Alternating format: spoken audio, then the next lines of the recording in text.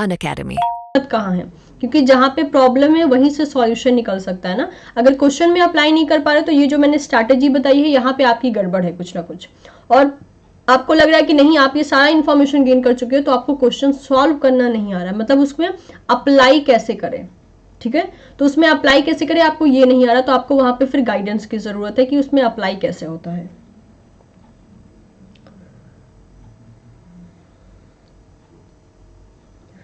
सहस्त्रांशु dear, अभी आपका आप बहुत जल्दी चल रहे हैं, second year of BSc.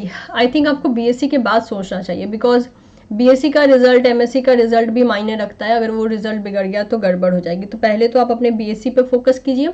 BSc में जो पढ़ाया जा रहा है ना उसको बहुत अच्छे से पढ़ लीजिए, क्योंकि जो हम पढ़ाते हैं ना बच्चों को वो एक्चुअल में बीएससी एमएससी लेवल का ही थोड़ा सा एक कॉम्प्लेक्स फॉर्म होता है।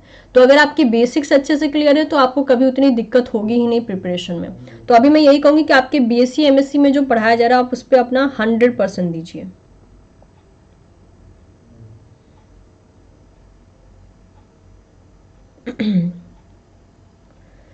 शायद मेथड्स इन बायोलॉजी मैं कल भी एक सेशन लूंगी जिसमें मैं आपको सारे सब्जेक्ट से रिलेटेड बुक्स का आपको मैं एक वो दे दूंगी, दैट इज योर लिस्ट दे दूंगी, ठीक है। जितने भी पॉसिबल बुक हैं सभी का मैं कल लिस्ट दे दूंगी। कल 6:30 पे मेरी क्लास होगी, वहां पे मैं सभी का लिस्ट दे दूंगी, तो वो लिस्ट आपके लिए यूजफुल रहेगी। तो कल की क्लास आप देख सकते हैं।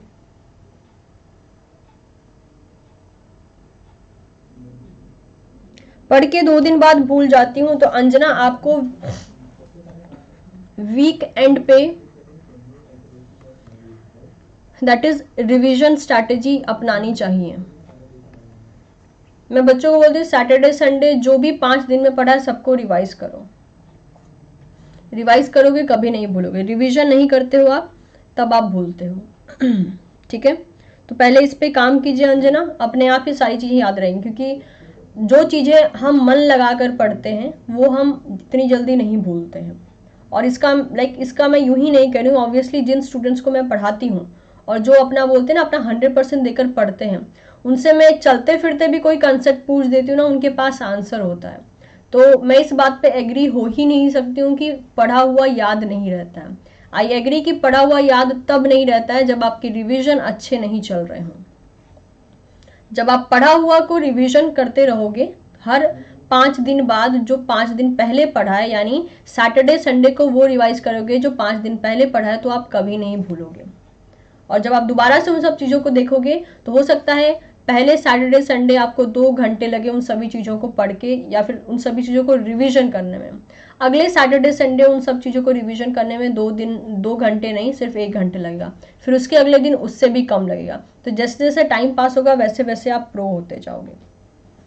तो इस ढंग से जो है आप स्ट्रैटेजी अपनाइए एंड मेक श्योर जो भी स्टूडेंट सेल्फ प्रिपरेशन कर रहे हैं और उनका एप्लीकेशन पावर अच्छा नहीं है, you need to work on this. वरना कितना भी पढ़ लीजिए, एप्लीकेशन नहीं आता ना, क्वेश्चन में बैठ के रोने की नौबत, पेपर में बैठ के जो है रोने की नौबत चली आती है, क्योंकि एप्लीकेशन नहीं तो मतलब कुछ नहीं। फिर कुछ भी कर लो, कितने भी इंटेलिजेंट क्यों ना हो आप, कितना भी आपको आता क्यों ना हो, लेकिन क्वेश्चन में अप्लाई करना नहीं आता तो फिर गई नैया पानी में। Thank you Shankar for your compliment. Yes, शायद मैं इसी टाइम पे कल 6:30 पे यूट्यूब सेशन लूंगी, उसमें मैं आपको बुक्स की पूरी लिस्ट बताऊंगी, ठीक है।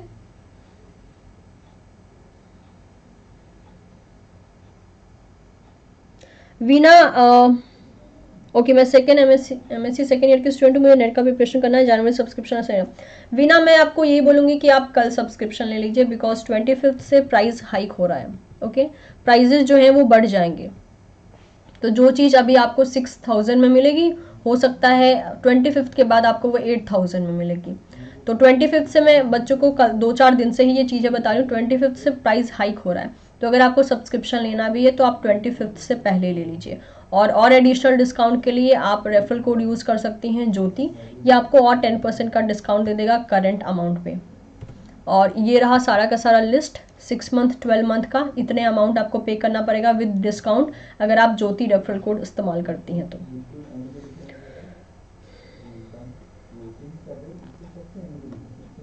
जी रश्मि, आप देखिए मैंने क्या कहा, 13 यूनिट है, कोई भी 11 से 12 टारगेट कर लीजिए। ये नहीं कि हाँ मैम मैं ये छोड़ दूंगी तो कुछ प्रॉब्लम हो, कोई भी आप 10 से 11 टारगेट कर लीजिए। ऐसा कुछ हार्ड एंड टफ रूल नहीं है कि आपको XYZ यूनिट करनी ही करनी है। It's up totally up to you, ठीक है।